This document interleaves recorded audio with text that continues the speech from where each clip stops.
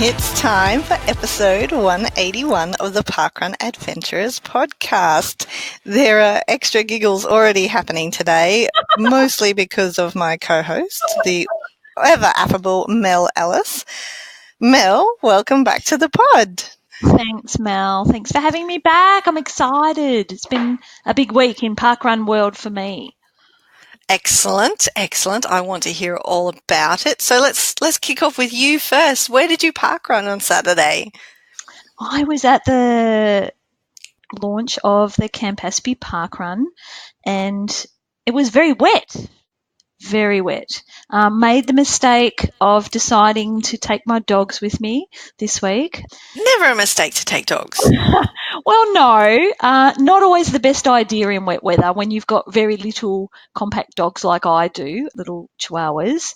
And usually lately Paul has been walking, which meant I've had the luxury of running and he's been with Zoe, but this week he came down the stairs in the morning in his running gear, which I went, oh, this isn't looking good for me. The running gear differs from the walking gear. How?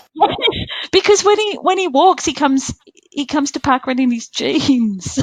Oh, okay, fair enough. So he was wearing active wear then. He was in his active wear. And I was like, oh, I'm not running this week. And it was his birthday, so I wasn't really I was like, I can't really argue this point. It's his birthday. I got to let him run. So anyway, we decided we're taking the dogs, and it wasn't raining in Meltown when we left, but by the time we got to our destination and the weather wasn't looking great, so it started to bucket down, and I was, had the pleasure of accompanying the tail walker with my 9-year-old and my 2 dogs and our umbrella. Can I ask, do you have those leash umbrella things for your dogs? Like, I know a lot of people who have little dogs have those. It's like an umbrella that opens at the bottom of the leash. So it's over the dog, but it's not over the whole leash. I wish I knew about those. I think they're hilarious. I've never actually seen them in the wild, but I would love to see people using them. Could you send me the link? Because Yep, Googling it now. No, I was literally running with an umbrella and a leash, and with my 9-year-old with her leash and her dog, and getting very wet. So there wasn't a lot of photos being taken because I couldn't manage the photo and the selfie and the leash and the umbrella and everything. What's wrong with you? We got very wet. And it's an out and back course. I'll divulge that much. It's an out and back course. So Paul came past me on his return journey, and as he came past, he said, "Come back for the dog," because they weren't doing so well. So after he finished, he came saturated back out and retrieved one of the dogs, which he tucked under his arm, and he disappeared again in the distance. That was at about 3K, and then at about 4K, the other dog decided she'd had enough. She was wet enough, so I had to pick her up and carry her the last kilometre. Oh, there's nothing like the smell of wet dog. I know. That was me stinking like wet dog at brunch because I had to carry. Anyway, that was our wet, smelly parkrun. How was yours? Mine was good. We went on a little bit of an adventure last weekend. We needed to drive about 2.5 hours away, which I know isn't too far, but I feel like 2.5 hours in one direction is enough to justify staying overnight, because you have to drive 2.5 hours back the same day otherwise. And 5 hours in the car is a lot with the 2-year-old and a 5-month-old. So we took the opportunity to head out west to Rosgregor Parkrun, which is in Nanango, and we actually stayed the weekend in Kingaroy at a farm stay, which was recommended by some good parkrunning friends, Taylors. Hey guys, Wes loves animals, specifically ducks. And we have so many books that are about farm animals and things like that, and so many songs and stories. So we thought it might be a good time to take him out and let him feed the animals at this farm stay a couple of times a day and get a little parkrun adventure in while we were going. and it was really good. It's a great course, Rosgerga Parkrun. It's challenging, but not too challenging. So it has some undulations. It's an out and back, which means it's really sociable, as you would have experienced, I guess, at Campaspe. Lots of friendly other park runners there and all that sort of thing. It was event number 4. So it's had a few weeks to get settled in, and I needed a 4 for my Wilson Index. So I am officially no longer on 3, which I've been on ever since I discovered there was a Wilson Index, which has been a long time now. But that takes me up to number 9, and I just have to get a 10, and then I think I'll jump up to 20 or something like that. Goodness only knows when I'll get a 10 in, but that's okay. It's got a couple of little dips that you go down and then you go up, and it's predominantly, I feel like, from about 1.5 kilometers, it's uphill on the way out, which is great because that means on the way back it's gently sloping downhill, which was really nice. And I was going to try and sneak in a little bit of run walking and not tell Adam about it. Unfortunately, he had brought Wes back out on the course to play on some equipment. So he saw me before I saw him. I was trying to do my best to have a quicker park run than the last one I ran, and I actually did my fastest time for the year. I came in at 51:14, position number 88, crazy 88. It was my parkrun birthday. Oh, congratulations. Yay. Thank you. Happy parkrun birthday also to my parkrun birthday twin, Nicola, forward of With Me Now fame. I completely forgot until after the fact that it was our parkrun birthday. Otherwise, I would have had cake. So I'm going to have to make up for it and get some cake this weekend wherever I be. And that's definitely firmly on the on the agenda. Let's put it on the agenda, shall we? And it was also my 15th different event for the year, which checks that off as my New Year's resolution goal. So that's 1 down. Oh, and I do have to mention, I bumped into Nicole Sanday, who is a parkrun adventurer, big time parkrun adventurer.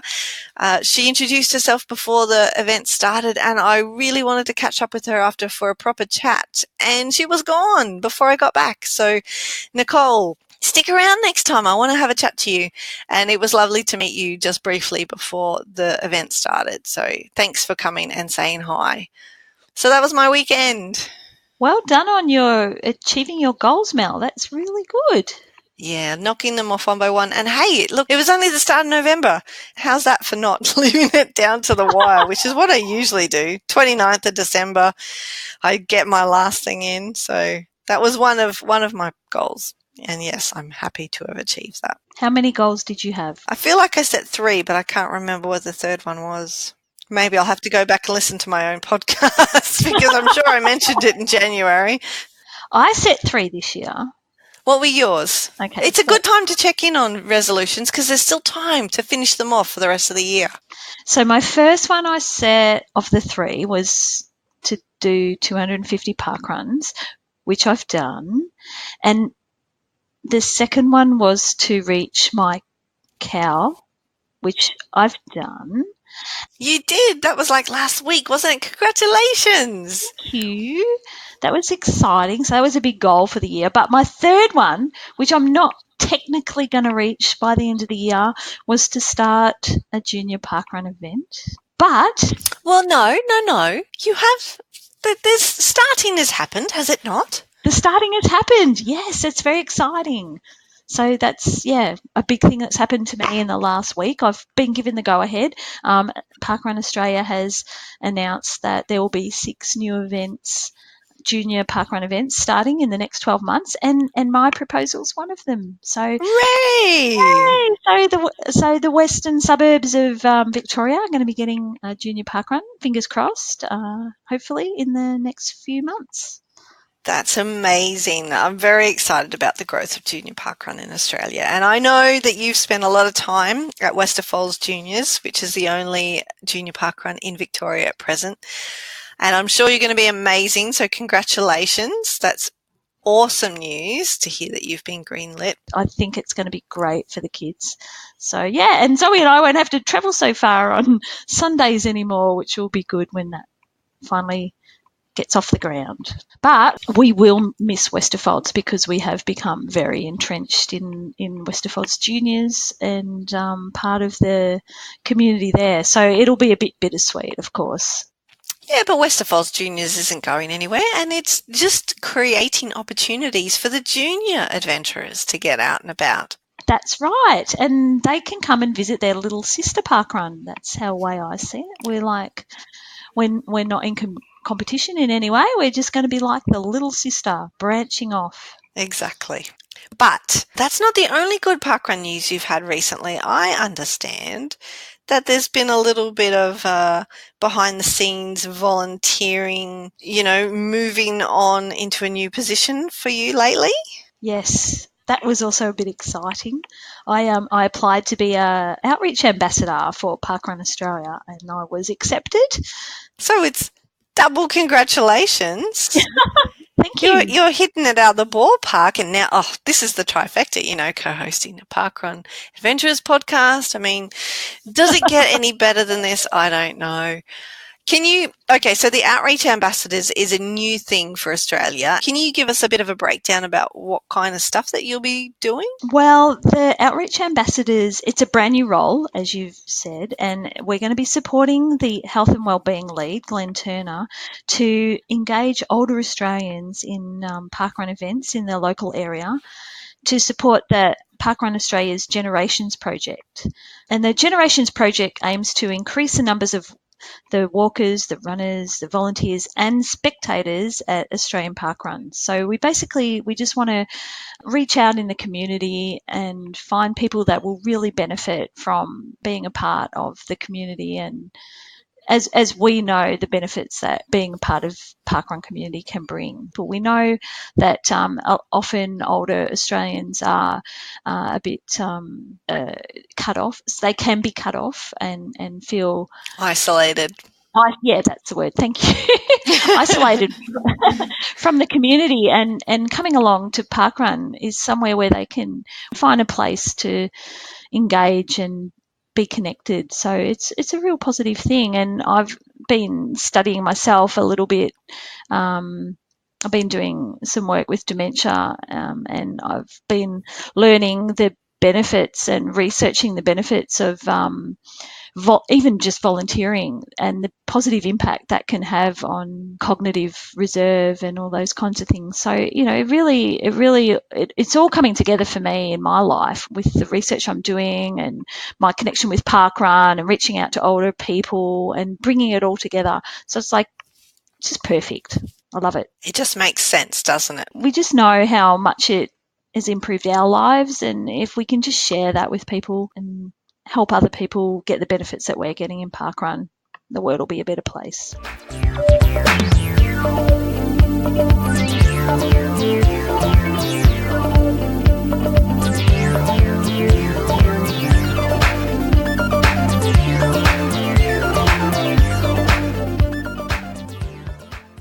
Our guest this week on the podcast has walked 1,000 kilometres from Kalamunda in the Perth Hills to Albany on the south coast. Welcome to the Parkrun Adventurers, Linda van Duynhoven. Hi, Melissa and Melissa. Thank you so much for having me on your podcast. That's no worries, Linda. So tell us, how did you get the idea to take up this challenge to walk so far? You did the Bibbulmun track, is that correct? Yes, I did walk. It's called an end-to-end of the Bibbulmun track. So I wanted to have an adventure. I had some long service leave to use, so I took 3 months off, and I came across the Bibbulmun track, and the more that I looked into it, the more I thought, yep, I think I can do this.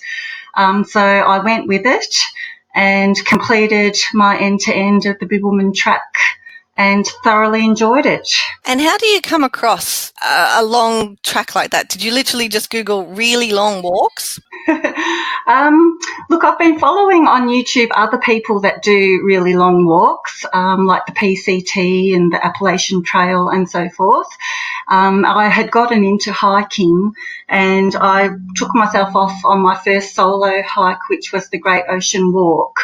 And while I was on that walk, I came across another hiker who actually told me to look up the Bibbulmun track, that he was going to do it. And when I got home, I looked it up, and that's how I came across it. And I thought, yep, this is for me.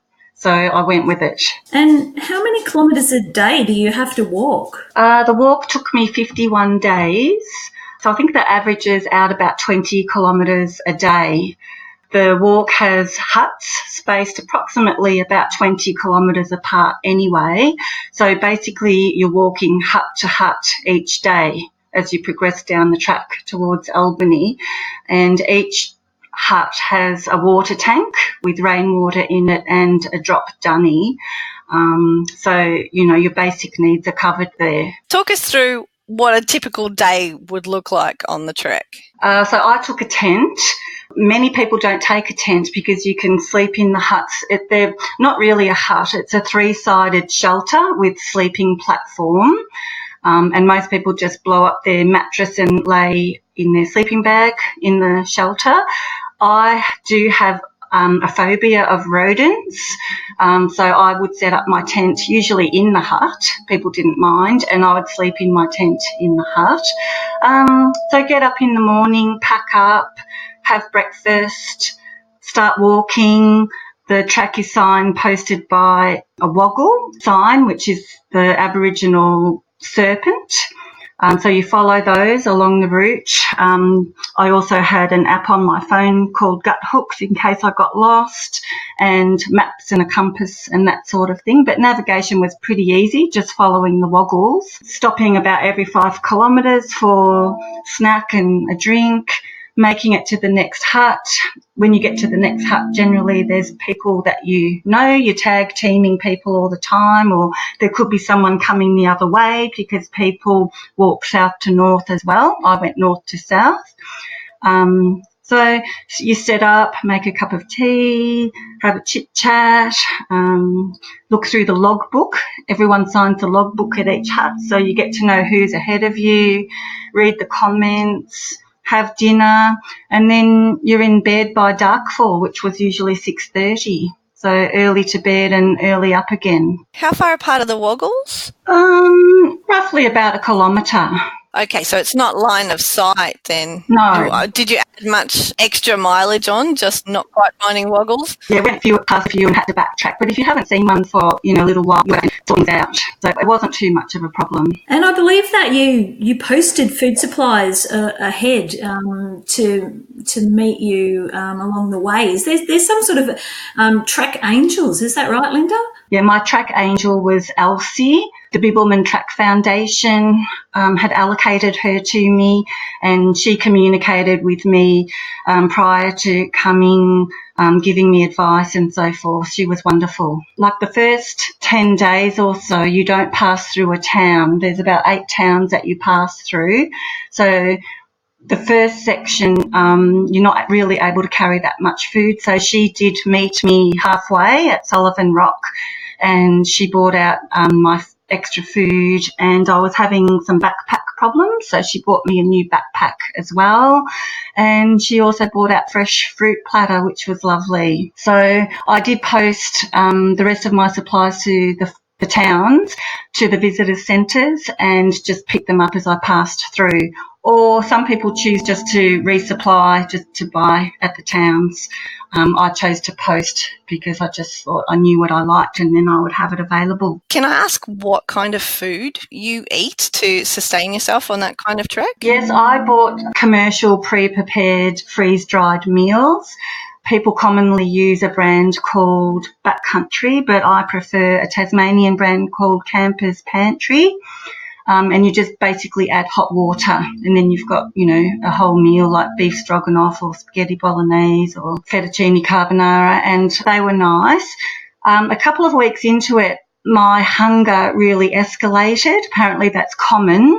I was just even more hungry, so I supplemented the freeze-dried meal with Deb instant potato and cup of soup as well, and found that was enough. Breakfast was just porridge. Mind you, about 3/4 through I got sick of porridge and I switched to 2-minute noodles and a protein bar. And lunches was basically just snacks. As I said, every 5K was a rest stop and just had a few snacks and a drink. And Linda, when you got to the end of the trek, so what happens there? You can register that you've completed the trek, is that right? Yes, we got to the southern terminus and there's a sign there, so you stop there for the photo, then go up to the information centre where they bring out this Bibbulmun track box, and inside is a bell, and end-to-enders get to ring the bell to celebrate their finish and then sign off the last logbook. Then when you get home, as I did today, you can register online your end-to-end trek and you'll be sent out a certificate, a badge to sew onto your backpack, and they ask you some questions which will be published in the next Bibbulmun Track Foundation newsletter, which I think comes out quarterly, with all the information about the people who have completed an end-to-end trek. You mentioned you were tag teaming with quite a few other people. Did you ever get lonely? Not at all. I started off the trek with a friend, but for her own reasons she had to leave quite soon into it, and I ended up teaming up with another hiker named Tony, and we ended up completing the whole thing together. We stuck together and we finished together, and so we were a support to each other, and it was fantastic. We were a good team, but there are many people that do it by themselves and they're quite happy to do it solo. Usually you've got company at the shelters or the huts as well. So, no, you don't really get lonely. It's quite social, really. And Linda, I know one of the things that you wanted to do was take your time on the trek and really enjoy the wildlife and take photos along the way. So have you got any special highlights from that are memorable? Yeah, I chose to do it in spring because that's when the spring flowers are out, and they were amazing. I was just blown away and took so many photos of the spring flowers. It was beautiful. The wildlife was good. I saw a total of 10 snakes, 3 wild pigs. I got bailed up by a racehorse goanna, which was a bit terrifying. I wasn't sure how to get out of that situation. 2 echidnas. I saw 2 baby emus being walked along by their daddy, so I couldn't get too close to them. Apparently the fathers can attack if you get too close. And of course lots of kangaroos, lots of birds, including birds of prey. Yeah, the wildlife was good. I loved the sunsets and the sunrises. They were amazing. The trees, we started off with Mari, then we moved into the Kari, then the Tingle trees, which are amazing. They've got massive bases and often you can sort of stand inside them. I enjoyed the Pingarup Plains as we got closer towards the coast. And then the highlight for me was actually reaching the coast. The further down south I got, I'd been anticipating that for a long time, and that was a fantastic day when I eventually hit the coast in Mandalay Beach. That was, my best day, I think. How did you go weather-wise? I mean, spring and the coastline, I imagine, can throw up some decent winds and even, the elevation of the course, I don't expect it's flat. How did you deal with the elements? The weather wasn't too bad. The first 2 weeks was actually unseasonably hot. However, the night was freezing. My sleeping bag wasn't quite up to it, so I'd recommend to other people to get a minus sleeping bag. I only got wet once or twice. Didn't bother to use the raincoat because you just get too hot in it anyway. It was easier just to get wet and then dry off. So quite lucky with the weather, really. It was windy down on the coast, but, that's what you get, and I don't mind, walking along a windy beach. It's quite pleasant. So, Linda, you're also known for your running streaks. Firstly, tell us when you first started streaking, and did you continue streaking during the trek? Right, well, I started off just as a bit of fun with a running group that I'd been in on the 1st of October 2017, with about 16 people, started a running streak just for a bit of fun and a laugh.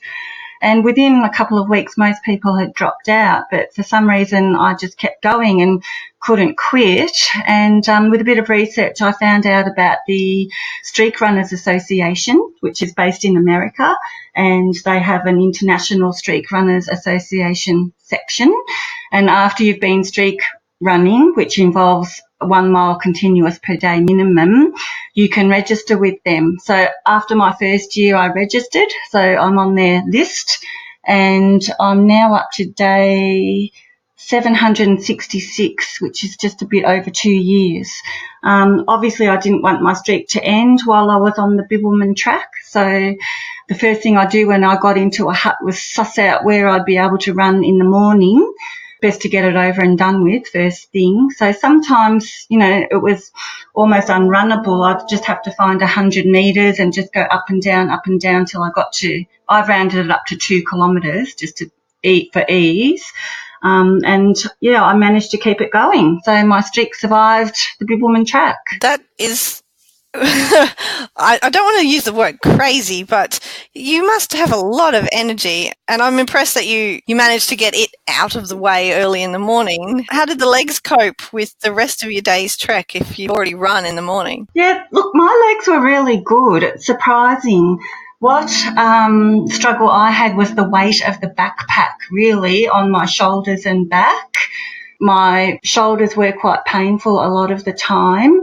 If I was to do something like that again, I would work really hard to try to get my pack weight down, because walking 20 kilometres a day doesn't sound very much, but when you're carrying 17 kilos on your back, and it's very hilly as well and hot, it just puts it on a whole new level. Some days it was quite uncomfortable. I've got a 9-kilo baby and I don't want to hold on to him for more than 10 minutes. So kudos. It sounds like you had an incredible time, but I don't expect it was all easy days. 51 days can't all just be magic. Did you have any challenges out there? I did have some tough days. The track was actually tougher than I ever anticipated. It was very hilly, and I actually got very homesick for my family as well.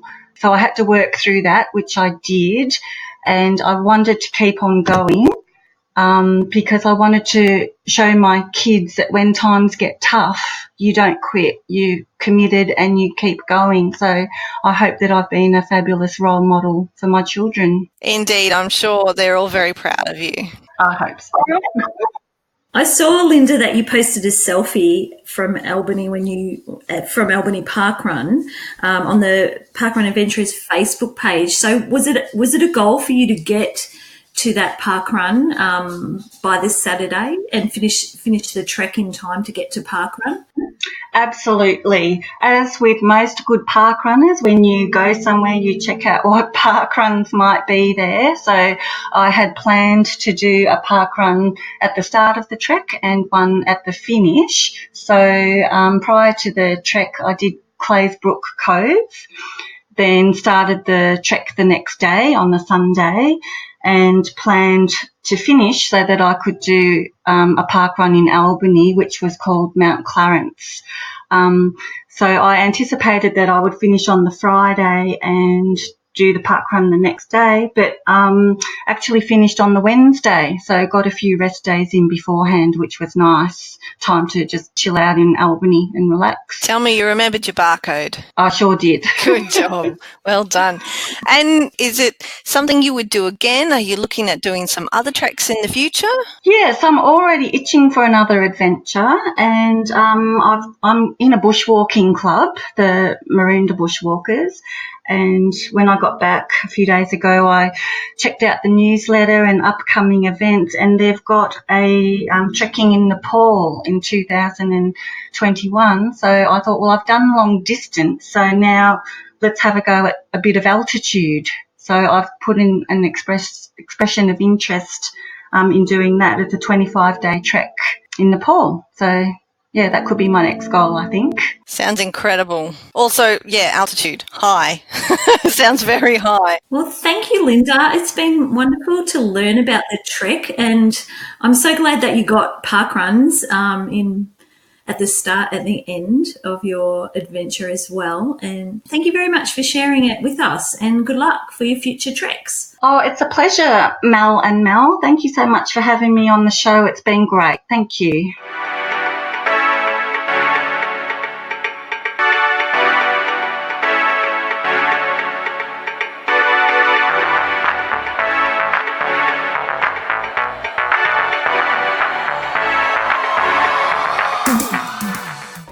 Howdy parkrunners, Toc reporting in for the Channel 5 News crew. Today we've ventured up to the lovely little town of Woodend for the launch of the Campaspe parkrun. To be fair to say that it's a little bit damp up here today, but there's a really great crowd gathered for the launch. We're in the shadow of Mount Macedon in the Macedon Ranges, or we would be in the shadow if there was any sun out. But we'll go out and have a run on the course. The course looks stunning. It's an out and back along the river, the 5 Mile Creek I think it's called. The course looks like it's got everything. We've got toilets, we've got shelter, we've got water, and of course it's very close to the shops for coffee. Let's get out and have a run and we'll check in later. Cheers guys. Howdy parkrunners, we're in the shelter. We've just finished the lovely Campaspe parkrun. It'd be fair to say that the conditions were a little bit damp out there, a few puddles to jump. And I've got someone that's going to be calling Campaspe home. David, how did you find the course today? Wet, I guess, but also really beautiful. Running through parkland, around the outskirts of the town. And we've got a couple of bridges too, so Scotty Trickett would love that. A couple of bridges, one that was a bouncy bridge, that made it a little tricky to get your cadence right. I don't know how you found that bridge, but there was a lot of people on it when I went over it, and it was going in every direction. Yeah, absolutely. It was like being on a boat. It was bouncing in all directions. So this is going to be your home parkrun. Where else have you been to parkrun? Oh, well, look, I've done over 100. So Maribyrnong used to be my home, but last year we moved out to the Macedon Ranges. So yep. Been hanging out for a parkrun, and it's finally arrived. It's finally got here, isn't it? Great to see. And it is a beautiful course for it along the side of the creek. I guess Maribyrnong being a fairly fast and furious course with the little turn around the lake at the end. Absolutely, yeah. They've got a few good fast runs there, so we'll have to try and see if we can emulate that out here. Go for a parkrun PB on this. They've got a couple of little rises on this, but nothing too bad. Nothing too bad. Nothing too all very runnable. Absolutely. Yeah. No, and I think the rest of the day looks like this is set in, so it could stay damp all day. I think so. I think we'll be off to the cafe across the road and get a hot chocolate. I've heard good things about the Milko, so we're all keen to get over there. Yeah, so let's go and see. Cheers, David. Thanks for your time. Thanks, mate. Howdy, parkrunners. We're up at Milko, the local cafe. I don't think they've probably had 100 people squeeze in on a Saturday morning before like this. They're probably wondering what's going on. I'm here with a couple of today's wonderful volunteers. I've got Matt, who's the co-ED. Matt, how did you come to want to set up a parkrun at Woodend? I think parkrun's a great concept. I like the 5K run. I also like the community feel, and also bringing everyone together and trying to improve the health and well-being of the local community and getting everyone together. It's really good. So have you done parkruns elsewhere before you started this one? Yeah, I've done a few. I haven't done a lot of parkruns, but I like the concept. They've always been a bit too far away, so hence another reason why we wanted to get one local and provide an opportunity for other people like myself. Yeah. And I had a walk and a talk with your mayor today, and she was really stoked at the idea of having one in the backyard as well. Yeah, no, the Macedon Ranges Shire Council have been really supportive. Like they've jumped on board straight away from the time we said that we wanted to put one together. So they provided the funding, and also Western Water was also jumped on board too, and they provided the funding for the defibrillator. So they helped us to get it off the ground, which is great. And they turned up with a drinks trolley today, a water cart. Yeah, Western Water, with their drinks cart, and it's good. Thanks to Western Water and thanks to Macedon Ranges Shire Council. Yeah. And nature put the water cart on today as well. Had a little bit of drizzle. Yeah, just a slight little bit of rain today. The temperature was good though, so that was good, but it didn't deter the people. When we got nearly 280 people turn up today, absolutely just mind-blowing how many we got, even with the weather. So be interested to think if it was sunny, how many we would have got. But bring it on. Yeah, no, it's a really great course too. And I've got a couple of the other volunteers from today with me. I'll let you introduce yourself. Yes, I'm Dave Edwards. first parkrun I've been involved with, sort of helping, and my wife got me involved in parkrun earlier in the year. She's been travelling to Lancefield parkrun for a little while now, and she's really excited about having something in Wood End because she doesn't have to dodge the kangaroos on a 20-minute drive there at 8 o'clock in the morning. So yeah, great to have something local. And our super reporter Gaz tells me that you're responsible for a lot of the signage out on course. Yeah, well, it's always, for the courses I have done, it's always nice to know where you're going and be a bit reassured when, if there's an intersection coming up. So saw a way to help out, and it's been a good result. They must have moved. No worries, yeah. And I'm Nancy. I've done a few park runs. I'm on about 80 of them, and I've been doing them over about 5 years. I like to tourist, so I like to jump to different park runs, but my main ones are Springbank and Sunbury. Okay, yeah, Springbank's nice, a couple of little hills as well. Yeah, favourite course. And what did you do today? I was barcode scanner. Scanning, and when I came over the bridge and looked at the line, I thought, I might just jump here and give you a hand, because you had a big queue of people standing out there waiting. I had about 4 people helping me scan, which was great in the end. And isn't that one of the great things about parkrun, that you were there and people just grab out their phones now with the new app and start scanning, and some people started sorting, and at one stage there I was starting to look at the tokens, and I think Matt might have come over, and we're starting to get close to 300, and we started to talk about needing to recycle some tokens, and yeah, it was great. I had a plan of keeping them sorted while I was scanning, and then by about 10 I was like, oh well, it's just going in a pile now. No, it worked really well. It's as I said, one of the great things, people just jump in and help out. Yeah. So have you run the course on any of the trials? Yeah, I did a few of the trials. It's actually very nice. I'm looking forward to tail walking next week, which I'll get my first course Are you on the board? Yep. And how many different courses have you done around the state?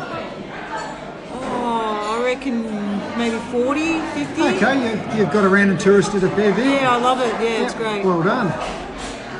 All right, guys, I think we might wrap it up. A bit of food's turned up, and I reckon my coffee might be over on my table, so I'm looking forward to a coffee. Thanks for your time. Thanks for your support. Thanks. Cheers. Hello, we've just finished the Coldham parkrun. Coldham's Common parkrun in sunny Cambridge, actually. And I'm with Mark. Mark, you were the run director today? Yeah, I'm one of the run directors here. I'm also one of the event directors. You've got 2 people as event directors? We have two co-event directors, yes. Okay, and how long has this... Well, it's the 52nd week, It was the 52nd week today. So yeah, our proper anniversary was in September.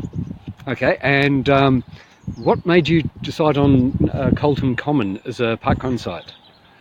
There was a lady called Tracy who's now stepped down to set up the Coldham's Common Junior Parkrun on Sundays, who wanted to set one up in Cambridge in addition to the one which is about 5 miles away from here, just to be able to reach out to the community more and get more people involved in parkrun.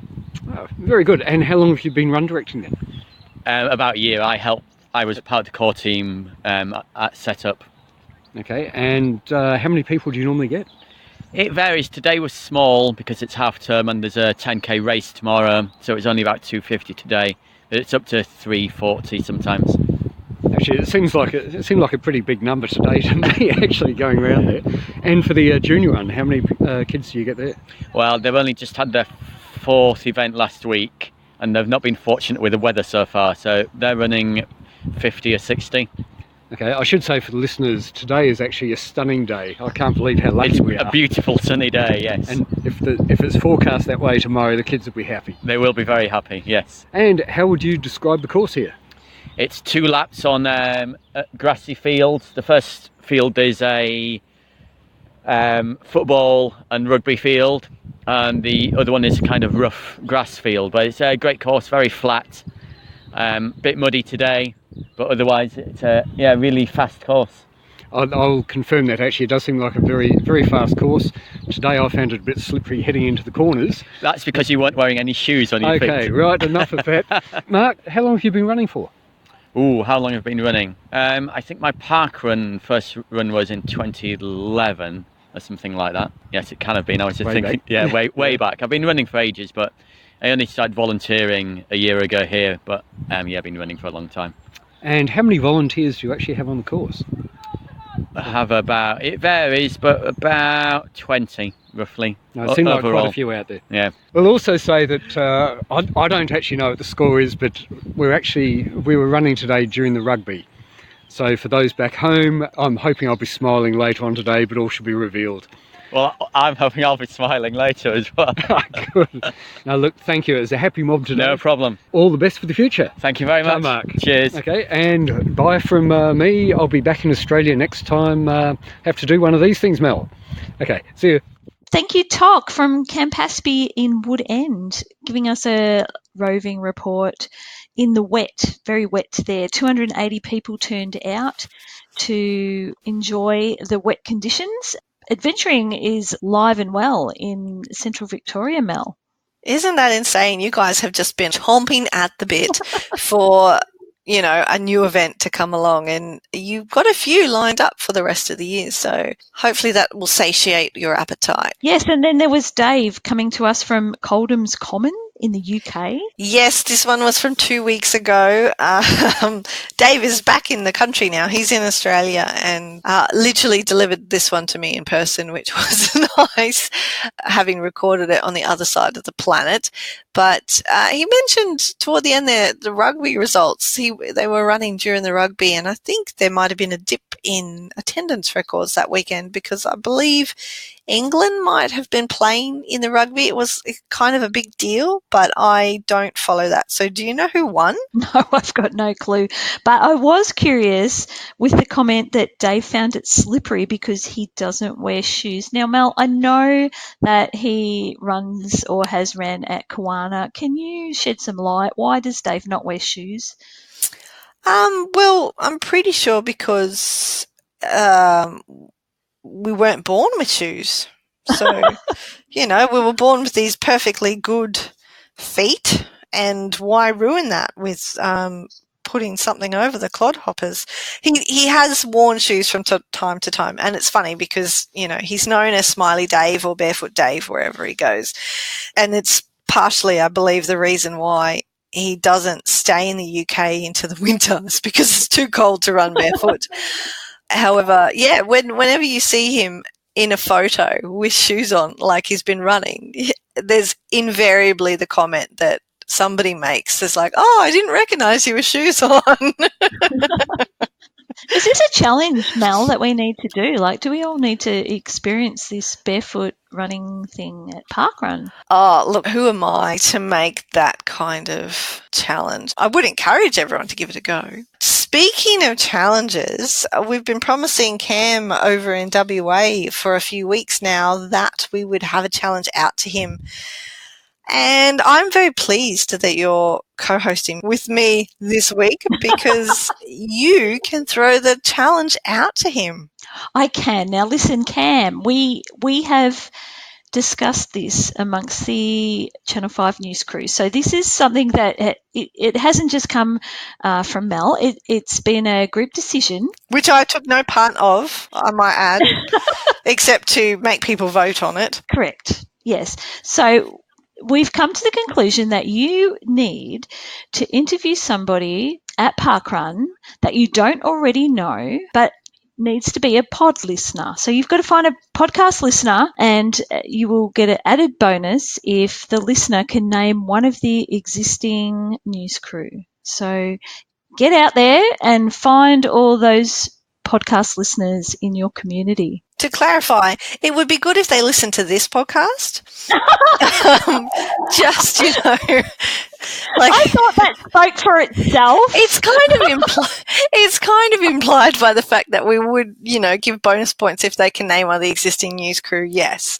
However, I just Mel, you didn't specify that in the run sheet. Yeah, that. Well, yeah, I just thought it might be good that we state it explicitly for Cam because I've been burned before, okay? I've thought I've made really, really clever challenges and then I've been taken literally and it didn't work out so well. Yeah, and Cam, if you come back and do this in 1 week, I'm not going to be impressed. I will. And for the record, I would like it noted that certain members of the Channel 5 news crew had some really challenging challenges. They all pretty much brainstormed ideas about what the challenge could be, and this was the winning one, but some of them were really hard. So there are some people out there that are either gunning for you or just want to make some entertaining listening for the future. Well, good luck, Cam, and I hope it takes weeks and weeks and weeks like it did.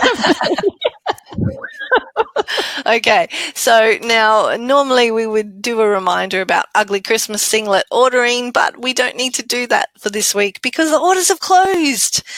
And I already have guilt about the people that have missed out, and, you know, they're just going to have regret, and I'm going to be sad and feel bad for them when they contact me and say, can I please get a shirt? And I'll have to tell them it's too late. Yes, ordering has closed for the ugly Christmas singlets of 2019. However, we would like to remind everybody that Ugly Christmas Singlet Day is on its way, the inaugural International Ugly Christmas Singlet Day. It's going to be the 21st of December, and you know what? It's less than 8 weeks away. Yay, I love Christmas. It's going to be Christmas next month. It's happening. It's on its way. It's going to barrel down like a juggernaut and hit us all unprepared, unless we prepare for it, ironically. Have you started your Christmas shopping? Does buying ugly Christmas singlets for other people count?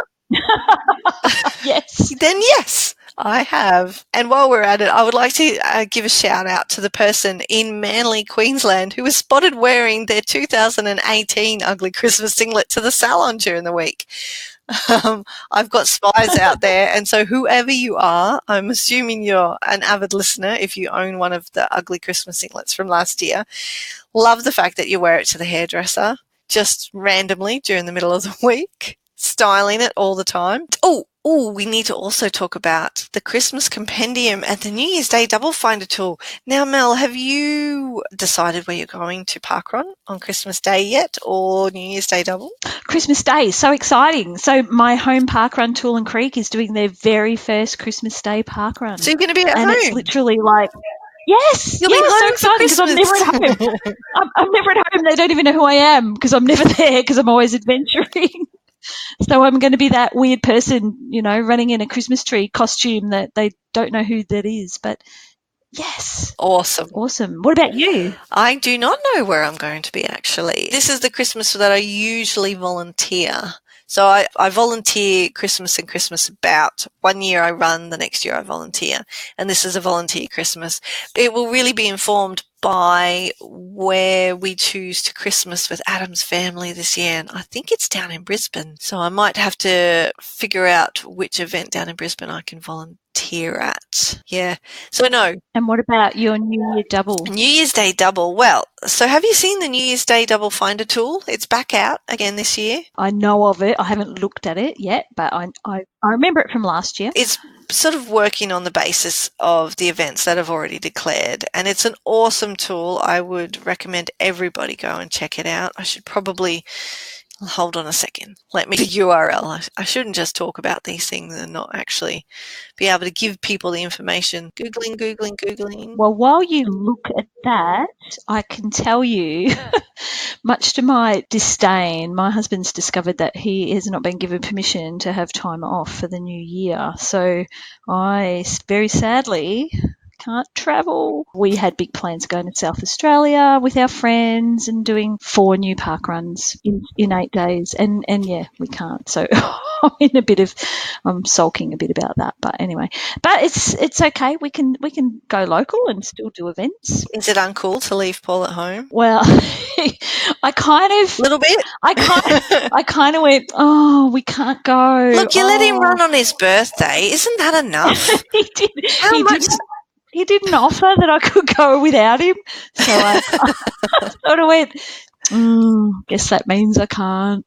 Okay. Yeah. Okay, so the URL people need to head to check out the New Year's Day double finder is www.tailrun.uk/ or / I never know which slashes is forward and which one's back. NYD / or backslash 2020 / or backslash. That might be crucial. Well, just try one way, and if it doesn't work, try it the other way. I'm sure it'll be fine. We'll possibly also share this on the Facebook page if I remember later in the week. Of course, that is working off the basis that events have declared whether or not they're going to participate on New Year's Day yet. And I think there's only about a dozen doubles showing up at the moment, and that's purely and simply because events are still, I guess, waiting for their permissions from local councils and landholders, etc., before they make their decision, or they might be waiting to figure out if they've got enough volunteers to run additional events on those days. So at the moment, we haven't chosen yet, but we will be in South Australia because we've already booked time away ourselves as well. And we're not going to get 4 new events in over that period, but we will definitely be getting 3 in over the New Year's Day double weekend and then the following weekend in January, which will be good fun. But yeah, the double tool is out there, so please use it if you're wanting to cut down on all the brain hurting work of trying to figure out logistics between getting to different events, etc. Exciting times. Mel Ellis, thank you once again for joining me as co-host of this fine podcast. It was a ball. I always have a giggle. No, thank you. It's a pleasure as always, and I love doing it. And congrats again on all your awesome parkrun achievements lately. All your challenges, all your volunteering tasks you're taking on. You're a little bit incredible, or a little bit more than a little bit. And love your work. Thanks, Mel. I'll see you soon.